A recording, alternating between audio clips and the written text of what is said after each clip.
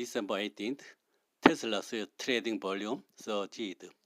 Tesla's share price also surged 5.96%, hitting a record high.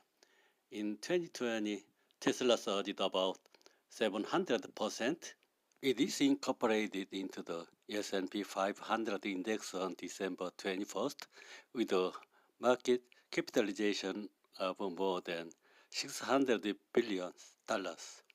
Tesla's incorporation into the S&P 500 is expected to be the largest rebalancing in history. Rebalancing is to adjust the weight of the stock and bonds.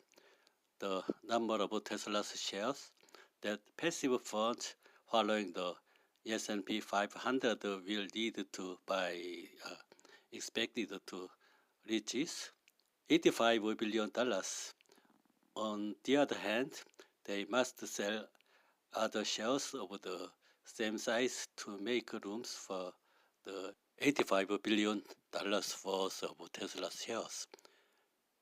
Managers who manage passive funds that follow the S&P 500 index, such as ETFs, must sell apartment investment and management and buy Tesla by December 18th.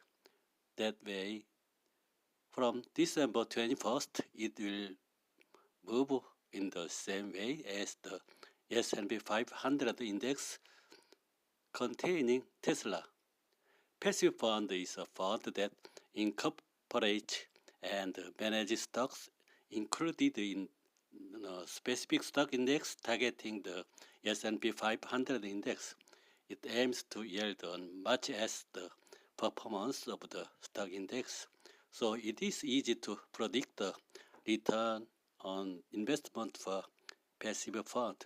Passive funds do not require fund managers' judgment or innovation, as it is premised that the market reflects a lot of information on the stock price quickly and upwards in the long term. So compared to active funds, the pay is cheap. Unlike passive funds, active funds are funds that aim to produce returns that exceed market performance. Fund managers manage funds actively in order to perform better than the market. Therefore, the performance of the active fund depends on a lot on managers, organization, or capabilities of the fund manager. Active funds refer to the composition rate of the underlying index, but are not bound by it. Fund managers choose a good stock as well as buy stocks that are expected to exceed profits at the appreciate times and sell stocks that are expected to be sluggish. Since a relatively large amount of labor is involved in management, the payoff is somewhat higher than that of passive funds.